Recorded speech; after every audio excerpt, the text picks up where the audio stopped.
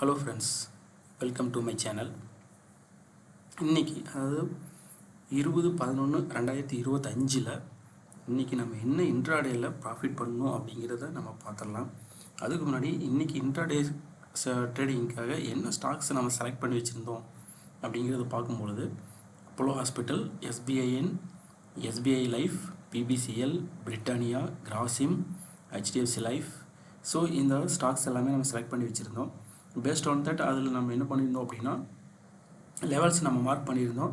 So இது பார் செல் already நம்ம வந்துட்டு என்ன நம்ம மார்க் பண்ணியிருந்தோம்னா செல்லிங் சைடு தான் இருக்குது அப்படின்ட்டு நம்ம லெவல்ஸ் மார்க் பண்ணியிருந்தோம். பக்காவாக இது வந்து செல் சைடு தான் வந்தது.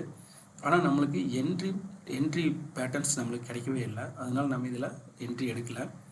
அதே மாதிரி ஹெச்டிஎஃப்சி லைஃப்பை பொறுத்த வரையிலும் அதனோட ட்ரெண்ட் வந்து டவுன் ட்ரெண்ட் தான். ஆனால் பட் இன்றைக்கி மார்க்கெட் புலிஸாக இருந்ததுனால அப்சைடு போயிடுச்சு.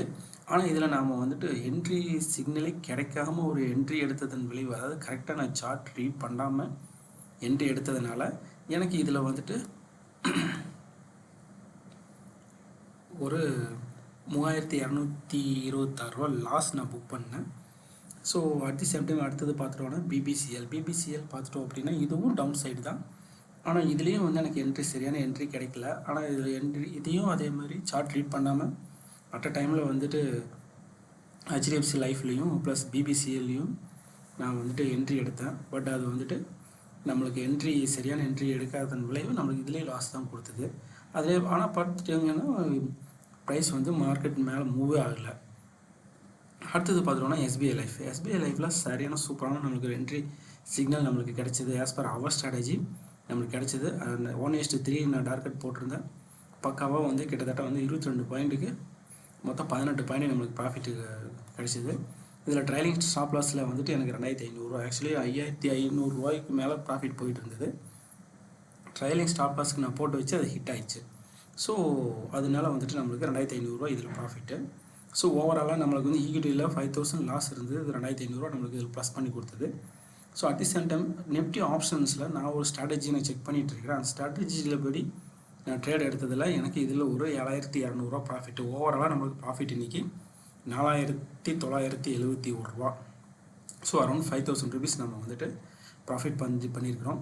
அதேமாதிரி நாளைக்கு ட்ரேட் பண்ணுறதுக்கு, அதாவது 21/11/2025 ட்ரேட் பண்ணுறதுக்கு உண்டான இன்ட்ராடே ஸ்டாக்ஸ் வந்துட்டு இப்போதைக்கு என்னால் 4 ஸ்டாக்ஸ் மட்டும்தான் செலெக்ஷன் பண்ண முடிஞ்சதுன்னா டைம் இல்லை. மேபி நாளைக்கு காலையில் ஃப்ரீ டைமில் கொஞ்சிட்டு இப்போ மார்க்கெட் ஓப்பன் ஆகிறதுக்கு முன்னாடி இன்னொரு 4-5 ஸ்டாக்ஸ் நான் செலக்ட் பண்ணி நான் ஆட் பண்ணி வச்சுக்குவேன்.